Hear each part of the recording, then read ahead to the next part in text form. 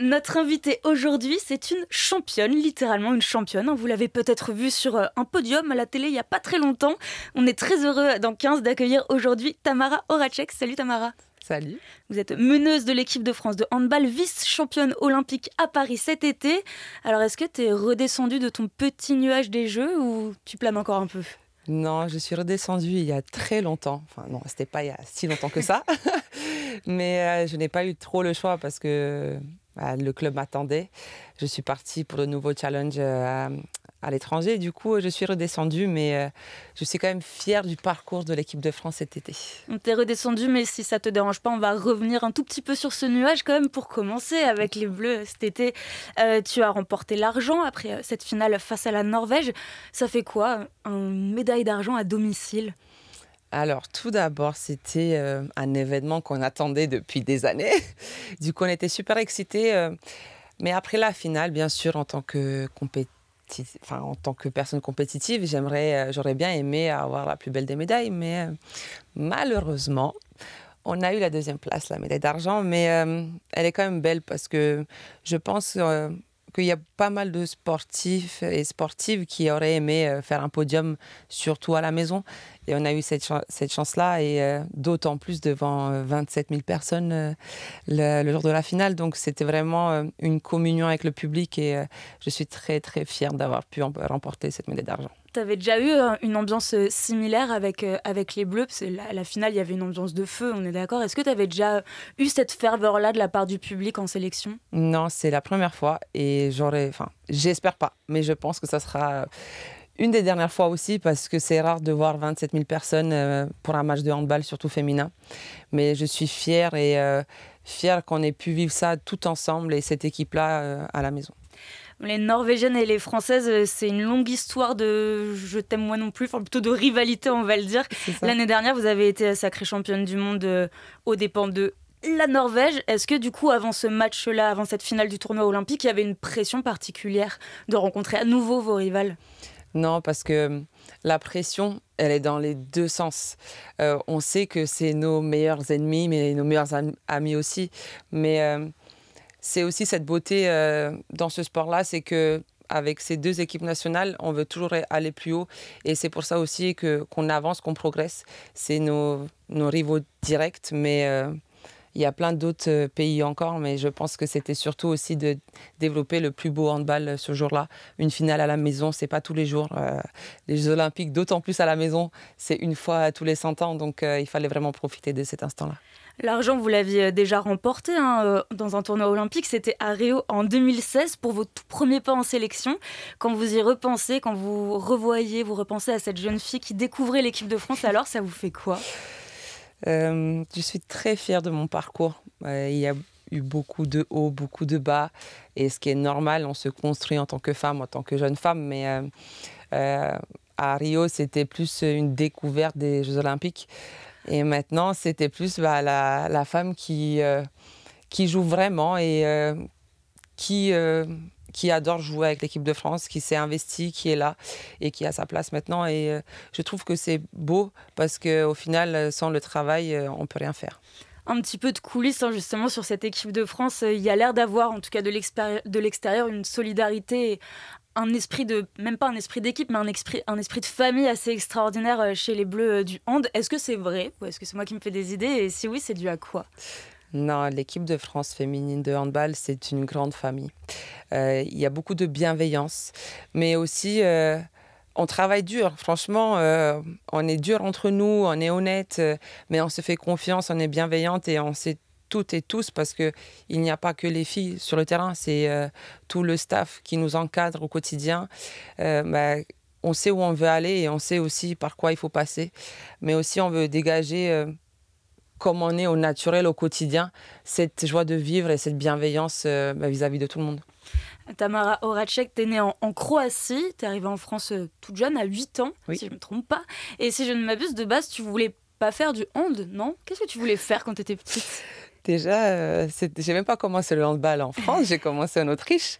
Mais je voulais faire du volley, mais à 6 ans, ils ne prenaient pas parce que j'étais trop jeune, soi-disant. Du coup, soi-disant.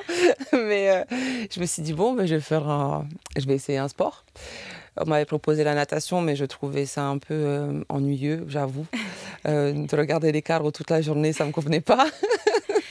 Du coup, j'ai commencé le handball et puis maintenant, 22 ans plus tard, je fais toujours du handball. Le handball, c'est quand même un petit peu dans ton ADN aussi, parce que ta maman, Vesna, c'est une ancienne internationale croate. Oui. Et d'ailleurs, ta maman, avant et après la finale, qu'est-ce qu'elle t'a dit cet été aux Jeux de Paris? Faut savoir que ma mère et moi, on ne parle pas beaucoup de handball et qu'elle ne vient pas au match. Ça, c'est notre... comment dire ça? Notre deal. Elle vit... la compétition à sa manière, c'est quelqu'un de très timide au niveau de ses sentiments. Et je préfère qu'elle reste à la maison que me sentir une pression en plus, même si je ne la vois pas dans le public, mais sentir cette pression quand elle est là. Donc, elle reste à la maison et regarde de temps en temps à la télé. Mais non, elle m'a dit que quoi qu'il arrivait, si je gagnais, si je perdais, qu'elle était fière de moi. Et comme chaque mère avec son enfant, en vrai. Le hand, est-ce que ça t'a aidé? On l'a dit, t'es arrivée en France assez jeune. Est-ce que ça t'a aidé, cette pratique sportive en équipe, à t'acclimater à un pays qui n'était pas le tien de base? Ça m'a aidé peut-être un peu, mais je n'ai pas assez de recul pour savoir réellement si ça m'a aidé ou pas. Parce que dans mon enfance, on a quand même changé 3 fois de pays. Et je pense que c'était pour moi une normalité de découvrir toujours quelque chose de nouveau. Et moi, j'aime bien, au vu de ma carrière maintenant, je me dis que j'aime bien bouger et que j'aime bien découvrir les nouvelles choses. Donc, le hand, ça m'a aidé sûrement, mais à quel point, je ne sais pas. Donc, ta mère, elle a été arrière-droite, légendaire arrière-droite à Metz, où tu as aussi évolué, évidemment. Metz, c'est sa section féminine qui...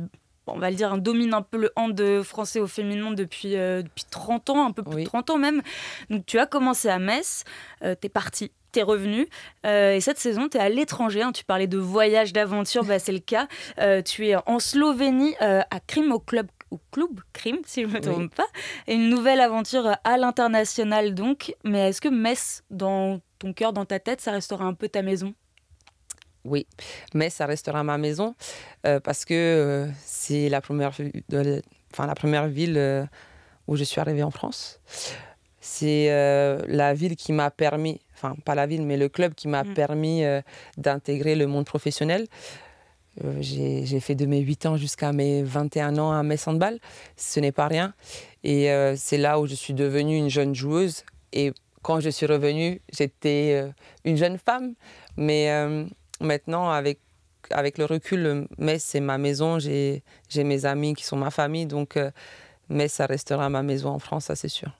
Même si, tu l'as dit, tu n'as pas vécu toute ta jeunesse en Croatie, tu portes quand même une double culture en toi. Et j'ai l'impression que parfois, par raccourci, on place souvent ton nom à côté d'autres noms du handball, deux frères. Non, oui. Je sais pas, ça commence par un K, ça finit par Batic, qui ne sont pas originaires de Croatie en l'occurrence, mais de Serbie, les frères Karabatic, pour les citer en entier. Est-ce que ce genre de raccourci-là, c'est un peu pesant à la longue, ou au contraire, est-ce que c'est flatteur? Je ne sais pas, c'est une vraie question. Ce n'est pas pesant. Je dirais c'est plus flatteur. Mais pas personnellement. Je dirais plus pour la culture de l'ex-Yougoslavie. Parce que, mine de rien, il y a beaucoup de grands sportifs qui sont ex-yougoslaves, ou même qui ont pratiqué certains sports maintenant qui sont à la retraite. Mais j'aurais dit que l'ex-Yougoslavie est riche niveau sport et que...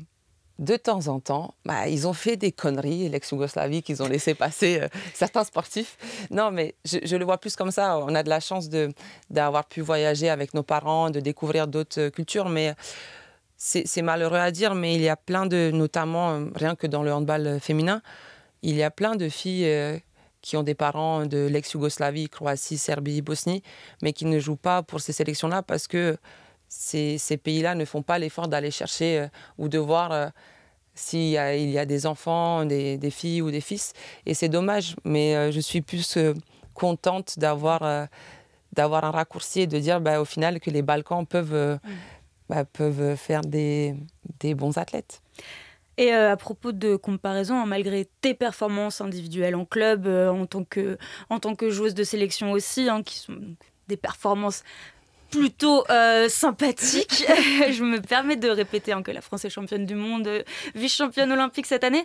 On ne peut pas s'empêcher très souvent de comparer les joueuses de handball à vos homologues masculins. Est-ce que c'est une constante encore maintenant? Est-ce que c'était pire avant?